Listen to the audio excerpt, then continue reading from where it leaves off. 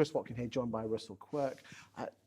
Russell, you're known to be controversial, especially with your articles on Property Industry Eye.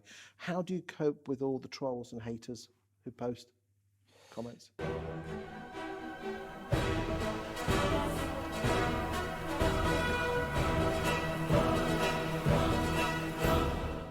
There's an easy answer to that, which is not read them.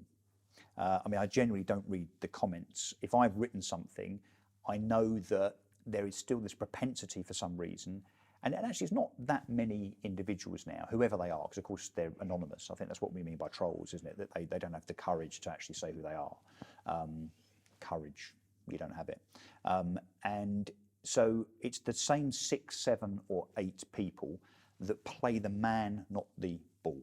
And what I mean by that is, and it's not just me, you know, I see this in, you know, several industry figures. I mean, Michael Bruce is a really good example. Whenever Boomin or Purplebricks are mentioned, everyone piles in on Michael and Kenny, like they do on me.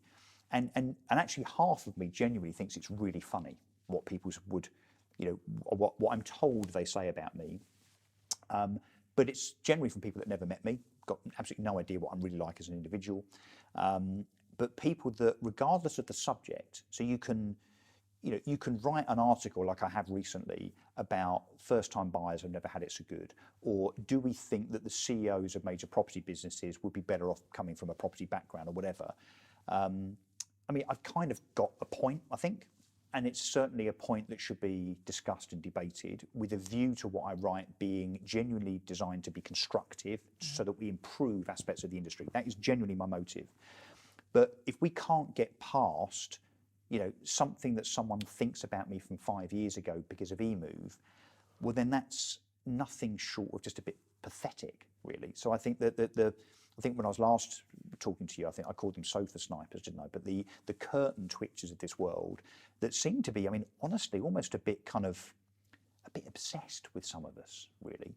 That we need to get past individuals and start talking about things that really affect and matter in the property industry with a view to improving it. Because I think, and it's probably a video for another time, there's a lot that this industry can do to improve itself. But we've got to stop navel gazing and looking inwardly and backwards and kind of grow up a bit, really. So, look, do I let it bother me? No, I genuinely don't.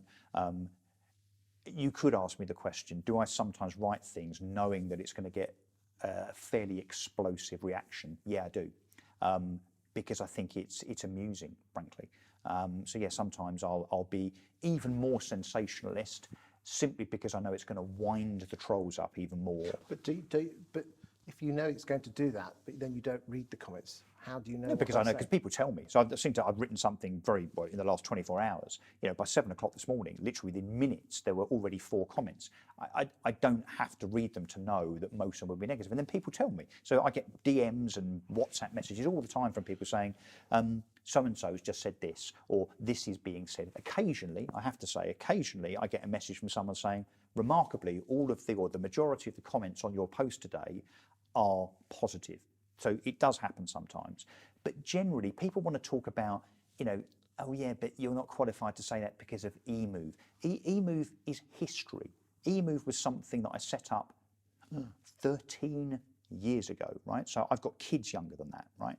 And no one should be defined by a business that they had that may have succeeded or failed, the same as you shouldn't be defined by a relationship that you had 25 years ago that failed, or a driving test that you failed 15 years ago. It's a bit pathetic that people hang on to my coattails and can't see the debate and the merit of debate. All they want to do is kick the individual. It's pathetic. Thank you for your time today.